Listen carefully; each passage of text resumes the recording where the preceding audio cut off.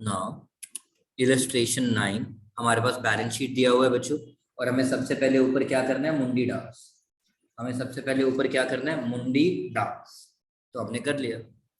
Now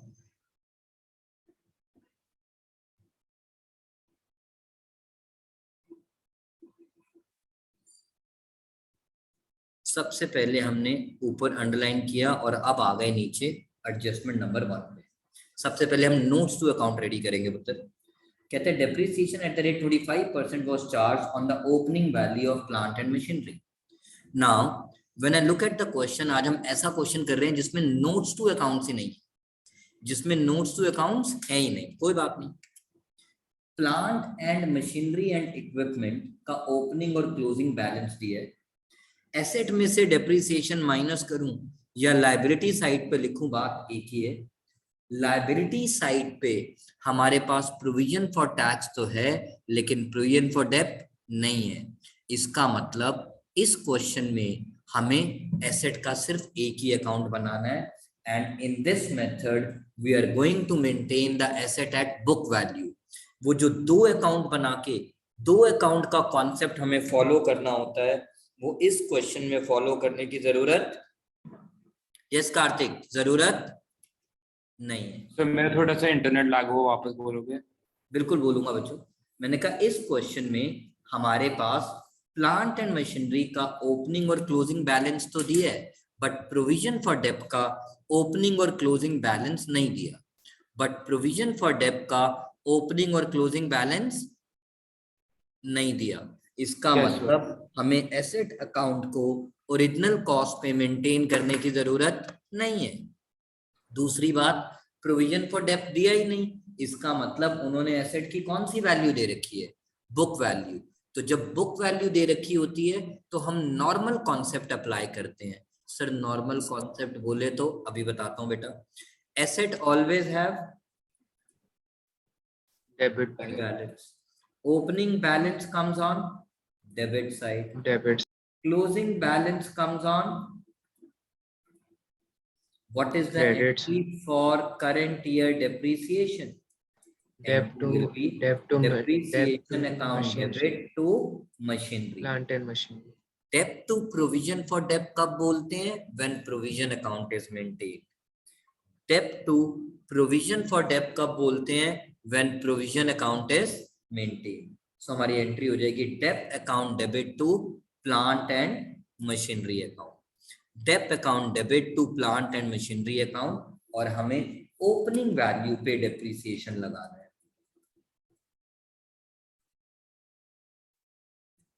depreciation account debit, तो provision for depreciation account credit. credit. So by depreciation which goes to statement of P&L called surplus account. और जो बच्चे समझदार हैं इसे आप ऑपरेटिंग में क्या कर दोगे, add, because it's a non cash expense. All right, आगे बढ़ते हैं। During the year old machine costing 50, book value 20, sold for 35. Sir cost को आपने क्यों काट दिया? मैंने कहा बच्चों, original cost minus accumulated dep gives book value. Accumulated dep is 30,000 which is balancing figure, but मुझे इन दो फिगर्स की जरूरत नहीं है।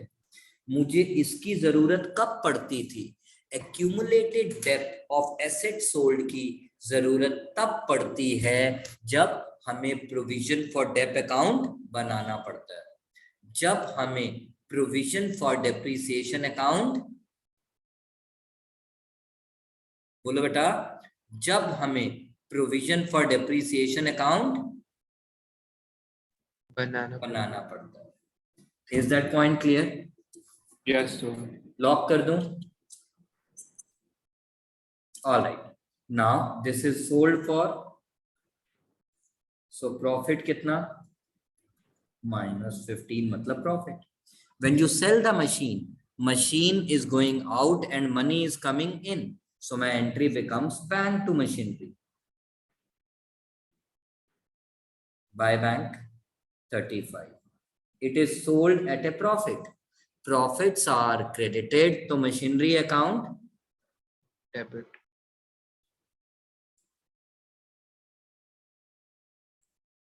Profit and loss में profit credit तो P&L debit. Sorry, machinery debit. अब इसको कहाँ डालेंगे ऑपरेटिंग में? Minus, because it's a non operating income. और सेल ऑफ मशीन कहाँ चला जाएगा? इन्वेस्टिंग में प्लस. आज मैं एक ही क्वेश्चन फुल फ्लेज पूरा सॉल्व करके बताऊंगा बच्चों. उसके बाद तो मैं सिर्फ वर्किंग नोट पे फोकस करूंगा और बाकी आपको बुक में दिखा दूंगा. यहां तक कोई डाउट हो यश? No, sir. All right. Now इस क्वेश्चन में मशीन से रिलेटेड और कुछ नहीं दिया तो अच्छी बात है. तो 125, 35, 160, 8,60,000, 3,45 balancing figure. Debit what comes in? So to bank account, purchase comes as a balancing figure. Balancing and figure. purchase will go to minus हो जाएगा investing में outflow. Purchase will go to investing में outflow.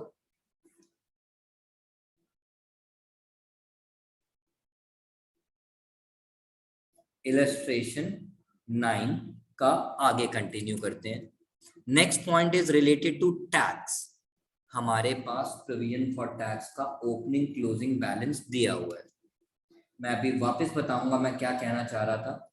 Provision for tax for a business is liability. Liability always have credit balance.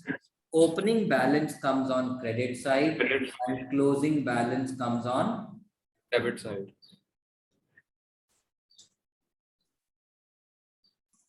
Opening balance comes on credit side and closing balance comes on debit side. Now, what is प्रधानमंत्री? अगर आप बच्चे भूल जाते हो, paid debit side पे आता है और मेड क्रेडिट साइड पे आता है. पेड डेबिट साइड पे आता है और मेड क्रेडिट साइड पे आता है. Now, tax. Income tax paid during the year. The entry for tax paid is tax to bank. To bank. 50,000. So 1,80,000 balancing figure, which is by statement of P&L, and this is called tax made. Tax made NPBT में plus हो जाता है और tax paid operating में नीचे की तरफ minus हो जाता है. हमने किया था बेटा लास्ट क्लास में. Yes, sir. अगर मैं कुछ भूल गया हूं तो मुझे याद दिला देना. मैं पहले वो पॉइंट डायरेक्टली बता रहा हूं जो मैंने लास्ट क्लास में ऑलरेडी करा दिए थे. फिर भी किसी को कॉन्सेप्चुअली डाउट हो, बंदा हाजिर है. Next point, building under construction was not subject to any depreciation.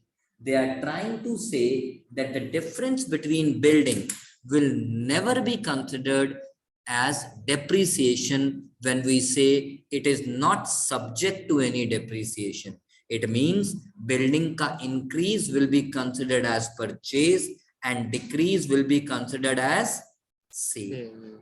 So here the value of building is increasing by 2 lakh. So we will say purchase of building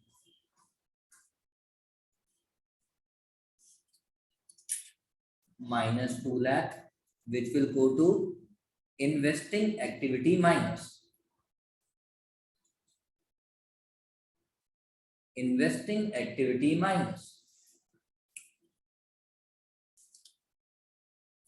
Is that point clear? So far so good, guys. Yes, sir. All right. आगे चलते हैं, भगवान हमारा भला करे. Dividend proposed. Dividend proposed for a business is, ये point आज हम नया करने जा रहे हैं, प्लीज ध्यान देना बच्चों. Dividend proposed for a business is contingent liability. Dividend proposed for a business is contingent liability and current year की contingent liability से हमें कुछ भी लेना देना नहीं है. करंट ईयर की कंटिंजेंट लायबिलिटी से हमें कुछ भी लेना देना नहीं है. प्रीवियस ईयर की कंटिंजेंट लायबिलिटी एज्यूम किया जाता है आपने इतना डिविडेंड पे भी किया और प्रपोज भी किया और मेड भी किया. I repeat, dividend is a contingent liability. Current year dividend is not to be taken into account at all. Previous year dividend is assumed. पिछले साल contingent रहा होगा, but अब तक तो company profit already earn कर चुकी है. ये सेबी की guidelines है as per Companies Act 2013, read with miscellaneous rule 2014. So previous year dividend is considered as dividend proposed as well as paid. Dividend proposed as well as paid. So it will come out to 1 lakh.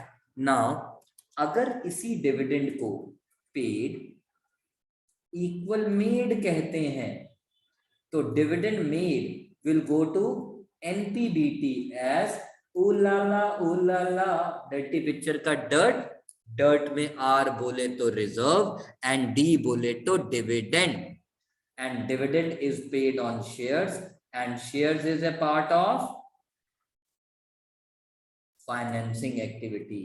तो financing में minus हो जाएगा और operating activity बनाते वक्त कार्तिक भैया plus हो जाएगा. Any doubt to Kartik? Suyash को ये पॉइंट पता होना चाहिए, मैं एज्यूम कर रहा हूं हमने. No sir, no doubt, no doubt. हाँ सर, ये करा हुआ है. बिल्कुल सेम पॉइंट है बच्चों, एग्जैक्टली सेम बोला है मैंने, because this is the guideline. Once all my adjustments are done, my next target always is notes to account. Sir you what do you mean by notes to account? Like जैसे किसी question में, इन गधों ने तो दिए नहीं है कुछ, आपको याद है ना 12th की बुक से मैं क्वेश्चन करा भी दूंगा जिसमें नोट्स टू अकाउंट्स भी दिए होते हैं, क्योंकि नोट्स टू अकाउंट के साथ ही क्वेश्चन करने में हमें और क्लैरिटी आती है, जो अगर इस बुक में नहीं दिए होंगे बच्चों तो मैं आपको 12th की बुक से क्वेश्चन जरूर करा दूंगा, एक नहीं तो दो अपनी वेबसाइट पे अपलोड कर दूंगा. Now once this is done we deal with notes to accounts. जैसे मैंने आपको एक दो क्वेश्चन ऑपरेटिंग के करवाए भी थे कार्तिक, वैसे ही नोट्स टू अकाउंट्स को हम फॉलो करेंगे. बट अगर नोट्स टू अकाउंट्स भी नहीं है तो सीधा हमारा before we start making cash flow statement हमारा नेक्स्ट टारगेट है कैलकुलेट करना क्या, computation of net profit before tax and extraordinary item. Computation of net profit before tax and extraordinary item. I repeat, computation of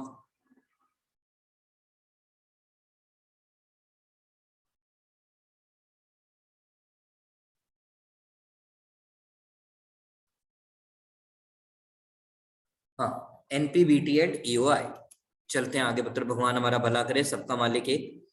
इसके लिए सबसे पहले बच्चों हम उठा लेंगे reserve and surplus account.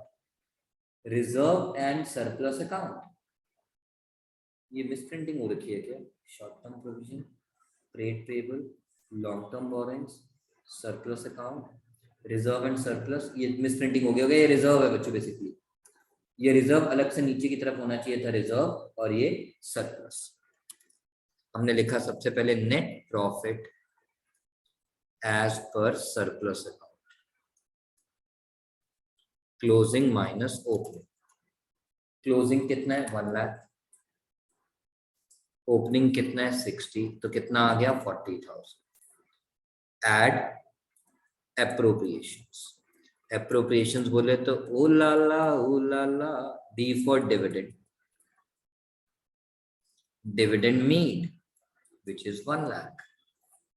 I for interim dividend इस question में नहीं है. R for reserves. Now my reserves are increasing by 50,000. My reserves are increasing by 50,000. It means amount transferred to general reserve is 50,000. 1,90,000. This becomes my net profit after tax. To this I will add tax made. And in our question, the tax made is 1,80,000. This becomes my net profit before tax and extraordinary item. कोई doubt?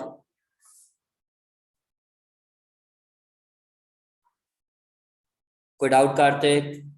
No, sir, no doubt. और now start करते हैं operating activity.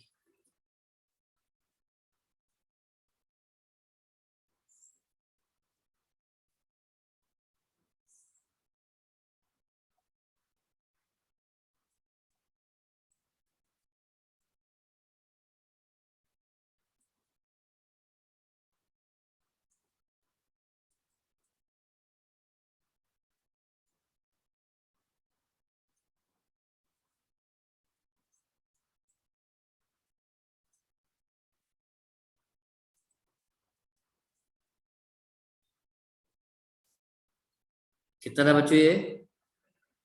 3,70,000. अब मेरे बच्चों थोड़ा smart बनना। Adjustments आपको समझाने के लिए लिख रहा हूँ, पेपर में खाली वर्ड एडजस्टमेंट भी लिख दोगे तो चलेगा। ये मैं 12th वाली बातें कर रहा हूँ, हमेशा ऐसे करता था। Adjustment for non cash and non operating items. Adjustment for non cash and non operating items. सबसे पहले बात करो पुत्र डेप्रिसिएशन की। हमारा डेप्रिसिएशन कितना था गाइस? 1,25,000। याद करो अभी किया था। उसके बाद how much was the profit on sale guys? 15,000। Profit की वजह से हमारे प्रॉफिट बढ़ गए थे, तो अब माइनस किया because it's a non operating transaction. Now plant and machinery से ऑपरेटिंग वाला पार्ट उठा लिया, डेप्रिसिएशन वाला पार्ट उठा लिया, प्रोविजन फॉर टैक्स मेड ले लिया, पेड बाद में आएगा। इसके अलावा डिविडेंड एमपीबीटी में चला गया। हमारी और कोई एडजस्टमेंट हमें नहीं दिख रही। बट सुयश कार्तिक वो क्या कहते हैं ना, मेरी जिस वजह से बेइज्जती होती आई थी 12th स्टैंडर्ड में, मैं बताऊंगा। देखो अपनी बेइज्जती बता रहा।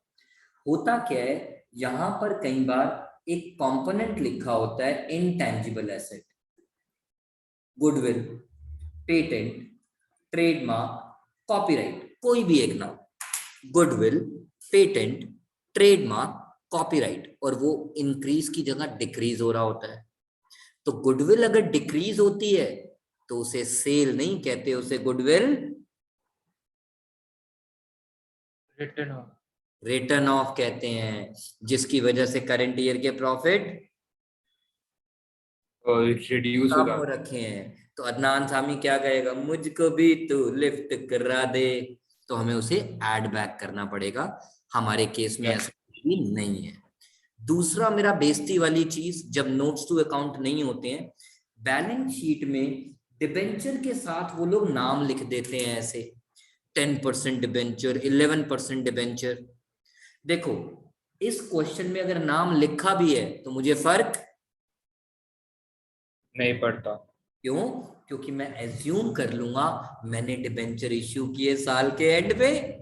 Yes, sir. मैंने डिबेंचर इश्यू किए साल के एंड पे। End. तो मेरी लायबिलिटी तो 0 से 2 लाख कब हुई? साल के एंड पे। तो मुझे इंटरेस्ट निकालने की जरूरत नहीं है. नहीं है। तो उसे ऑपरेटिंग में प्लस और फाइनेंसिंग में माइनस भी करने की जरूरत नहीं. नहीं। तो आज हमारा काम हो गया। इस क्वेश्चन से रिलेटेड ऑपरेटिंग में और कुछ आएगा नहीं। To begin with, and this is called OPBWCC, और मैंने फुल फॉर्म लिखवा भी दी थी, विच इज, एक बार ही लिखूंगा आज, उसके बाद नहीं लिखूंगा। Operating profit before Working capital change. working capital changes.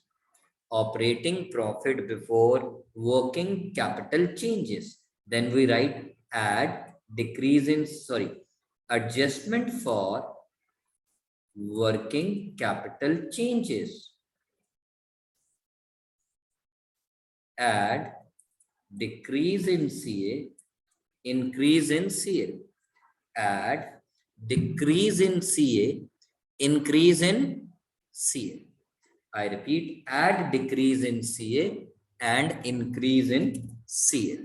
Now one by one, भगवान हमारा भला करे, सबका मालिक एक। करंट एसेट्स स्टॉक, उल्टा देखना है बेटा क्योंकि मुंडी डांस चल रहा है, इंक्रीज बाद में। ट्रेड रिसीवेबल डिक्रीज, पकड़ लो 2 लाख रुपए से।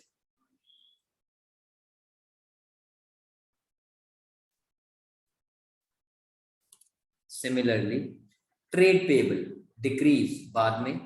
इसके अलावा तो और कोई करंट लायबिलिटी है ही नहीं।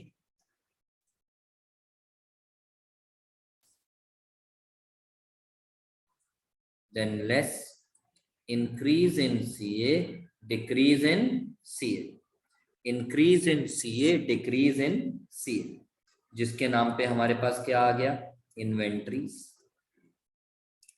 इन्वेंट्रीज हमारा 2 लाख से इंक्रीज हो गया। Trade payable called creditors plus bills payable हमारा 1,20,000 से 1,20,000 से डिक्रीज हो गया।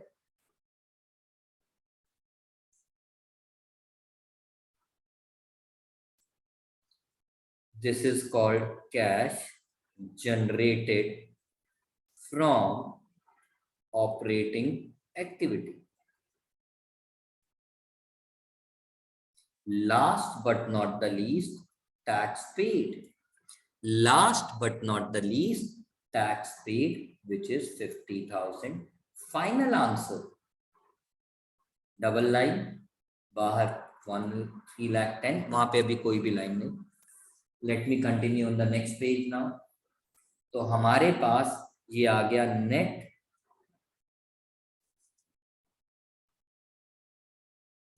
Net cash inflow from operating activity.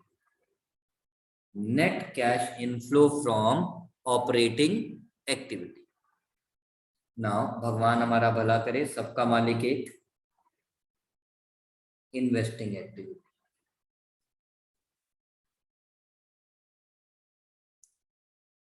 Investing activity. Investing activity deals with non-current assets. If I recall, we have purchased plant and machinery for rupees 3,45,000. We have purchased building for rupees 2 lakh. Right, Kartik? ये हमने working notes लिख लिए थे बेटा, और मुझे करते करते याद आ रहे हैं। Plant and machinery 345, building 2 lakh, and sale of plant and machinery 35,000. Other than this, इस क्वेश्चन में और किसी plant machinery non current asset या इनटेंजिबल एसेट की बात नहीं। 3 times 5.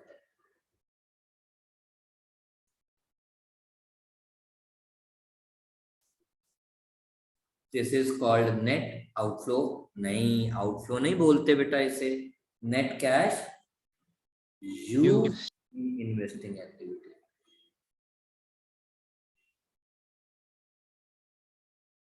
Net cash used in investing activity. अब आ जाता है आपका फाइनेंसिंग एक्टिविटी। सर वो इंटेंजिबल का क्या करेंगे? इंटेंजिबल तो है ही नहीं हमारे पास इस क्वेश्चन में। अच्छा, वो नॉन करंट है। हाँ ठीक। नॉन करंट इन्वेस्टमेंट है, भूल के देख, हो गई ना मेरी बेइज्जती। मेरा बुक से आंसर ही टैली नहीं करना। थैंक यू बेटा, मैं जल्दी जल्दी में भूल गया। मैंने बोला भी non current assets, and non current investment is a part of non current asset. और वो मेरा इंक्रीज हो रहा है पुत्र या decrease? Increase. So that is purchase of investment या sale of investment? Purchase. Purchase. Flow or outflow? Outflow. हाँ बेटा, Outflow. तो मैं भी लिख देता हूँ।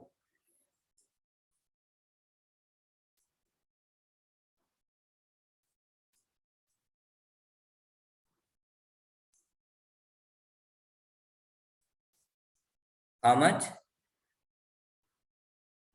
1 lakh.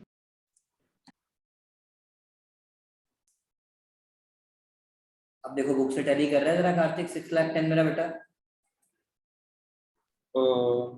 Yes sir. देखो पहले नहीं कर रहा होगा, मैंने उस समय ध्यान नहीं दिया ना, आपने भी नहीं ध्यान दिया। नेट कैश, ये मेरी गलती है पुत्र, used in investment activity.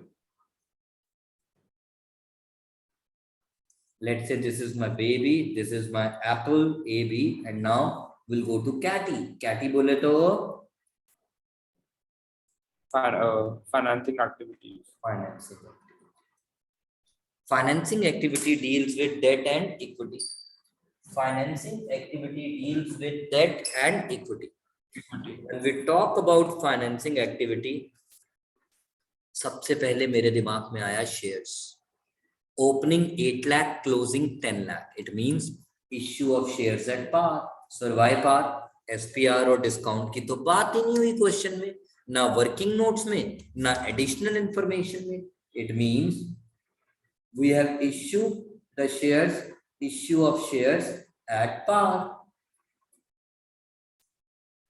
Debentures, debt which is 2 lakh increasing. It means issue of debentures at par. Yes sir.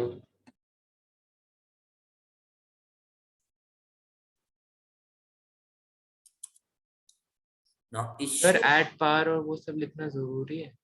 नहीं भी लिखोगे चलेगा बच्चों, जनरली लिख देते हैं बच्चों, मतलब मेरी आदत है, मैं क्या करूं, जिससे मैं अपने आप को याद दिलाता रहता हूं कि प्रीमियम वाला केस होता तो ऐड करके लिखता, डिस्काउंट वाला केस होता तो माइनस करके लिखता. नाउ अदर देन दिस, इस क्वेश्चन में लोन की बात नहीं हुई, बट डिविडेंड था. इंटरेस्ट तो नहीं था बट डिविडेंड था, और dividend paid is equal to made था.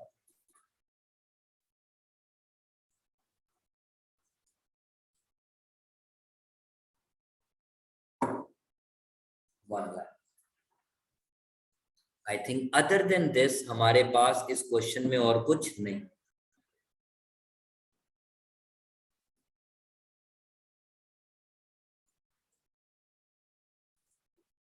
C which is net, अब मैं शॉर्ट में लिख रहा हूं, नेट कैश इनफ्लो फ्रॉम, थक गया यार, net cash inflow from financing activity. Now A 3,10,000, B 3,10,000, 6,10,000 and C -6,10,000. तो हमारे पास क्या बचा गाइस, अब यहाँ लाइन आएगी सिंगल, मतलब this is representing the total of A plus B plus C which is called increase in cash and cash equivalent. Increase होगा तो पॉजिटिव आ जाएगा, डिक्रीज होगा तो नेगेटिव आ जाएगा. इस बार जीरो है तो इंक्रीज वर्ड लिख के जीरो लिख दिया. नाउ मेरा ओपनिंग कैश बैलेंस कितना है, 2 lakh. Add opening cash and cash equivalent, तो मेरा क्लोजिंग भी कितना होना चाहिए, 2 लाख. और मेरा क्लोजिंग है भी कितना, 2 लाख. ओ आपा जंग जीत गए, मतलब क्वेश्चन का था, यानी हमने क्वेश्चन बिल्कुल सही किया है. Yes Any sir. doubt? आप एक बार टैक्स पेड और मेड का कॉन्सेप्ट समझा दोगे वापस? बिल्कुल बता दूंगा पुत्र. नाउ जो भी लोग रिकॉर्डिंग देख रहे हैं पहले एक बार फोटो ले लें, मेरी नहीं बेटा, मेरी फोटो लेके तो क्या करेंगे आप, इलस्ट्रेशन 9, ये हमारे पास उसका क्वेश्चन है, ये उसकी एडिशनल इंफॉर्मेशन है.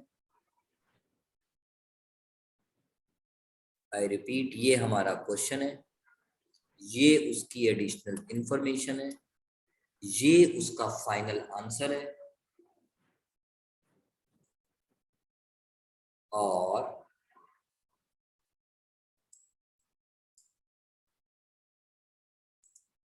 ये उसका वर्किंग नोट है, और ये उसका वर्किंग नोट है. प्रोविजन फॉर टैक्स की अगर हम बात करें बच्चों, टैक्स जब आप पे करते हो तो पैसा चला गया ना. अच्छा, अकाउंट बनाना तो आता है ना कार्तिक, वो तो समझ आ गया बेटा. हाँ सर, अकाउंट में तो उसका, हाँ सर, वो लायबिलिटी तो उसका ओपनिंग बैलेंस क्रेडिट पे आएगा, और जो पे किया उसको बैंक से पे किया है. अब इधर सुनो बेटा, जब पे किया तो एंट्री क्या बनी, tax to bank. Bank. Yes sir. और जब प्रोविजन बनाया तो एंट्री क्या बनी, statement to provision, yes sir, क्योंकि प्रोविजन लॉस होता है, जिसकी वजह से करंट ईयर के प्रॉफिट रिड्यूस हो गए तो अब ऐड करेंगे। कैश तो इन्वॉल्व है नहीं, yes sir, non cash. Made वाला प्लस और पेड वाला ठीक है, यस सर, गॉट इट। आगे समझ।